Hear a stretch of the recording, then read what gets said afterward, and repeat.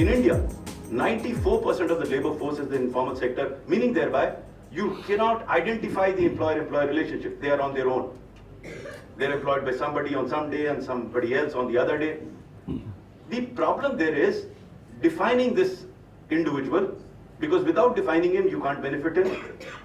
Then locating him, registering him, and benefiting him.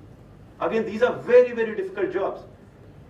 In India, and that would be true of other countries again of this region, is that a lot of us migrate from one place to the other. There is no fixed address. And if there's no fixed address, the technology to be used has to be very different from what technology that we use otherwise. The processes that we use have to be very different from the processes that are used otherwise. The scheme was originally applicable only to the poor, and hence it was essential to find a scheme that was cashless, because we couldn't have expected this poor man to pay the money upfront to a hospital and claim the amount from the insurance company. It would have killed the scheme. However, the second point is very important. A large number of these beneficiaries were illiterate, and those of you who have had insurance would realize the documentation that takes place in getting an insurance going. Now, how do I expect this illiterate person to understand and sign the documents? Even I don't understand when I sign the insurance document. I don't know how many of you have read the fine print of the insurance document when you sign it. You just sign it. In any case, this guy in the rural areas is petrified of putting his signatures anywhere, because he doesn't really know what is in the offing for him. So the scheme had to be paperless. Now, this was perhaps the biggest challenge that we faced, because even today, except for this scheme, there is no paperless health insurance scheme anywhere in the world. This had to be a paperless scheme. This was a challenge. We tried to overcome it, and partly we have. And the third point, again, very typical of this part of the world, and as I travel to Africa also, they come across similar issues. A person migrates from one place to the other. So the government-related benefit that is available to him in his place of residence is normally not available elsewhere, because he is not recognized in another place. He is only recognized in that particular place. So the benefits had to be portable. It provides a social insurance cover of $600. Pre-existing diseases are covered. Then initially we started with only inpatient care.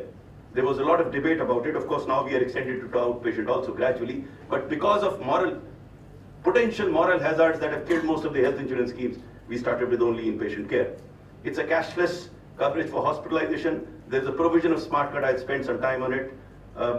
There is 1 day pre-hospitalization and 5 day post-hospitalization cover, and there's a small token amount for transport allowance. The premium for the poor is shared between the center and the state government. At each state level, there's a state nodal agency. It prepares the data in a particular pre-designed format. This is very important, because that becomes the basic data on which the entire scheme rides. This data is then sent to the federal government. It is run through a software where the internal inconsistencies of the data are sifted out. I can spend an hour on explaining the infirmities of data. In fact, my friend from Cambodia who was making a presentation earlier was pointing out towards it. There are some technology tools available, software tools available, which can help you sift out these. We benefited from that. This data that goes onto the website, it is encrypted data, and only those that are authorized can decrypt this data for use. In the meanwhile, the state government selects an insurance company through a tendering process. The selected insurance company empanels hospitals. Today there are about 12,000 hospitals empaneled in the country, 8,000 of which are in the private sector, 4,000 in the public sector.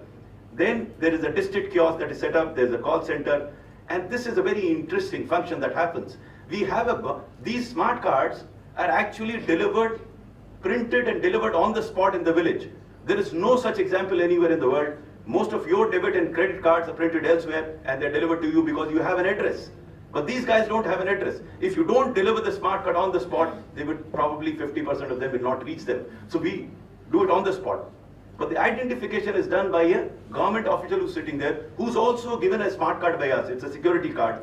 He puts in his smart card, his own thumb impression. The signals from his card flow to the card of the beneficiary. Only then does the card become valid. Of the 35 million smart cards that are in the field, not a single smart card has been given to a wrong person. This is saying a lot in a country like ours. Now, there is no paper being used anywhere. All this is foolproof data flowing right from the data housing to the enrollment, and from the enrollment station to a central server. This data is then submitted for paying the premium to the insurance company. In the hospital also, he walks into the hospital His biometric impressions are matched because there is biometric data available in the chip. Once it is matched, it is also seen the amount left in the chip. The chip carries a credit of $600.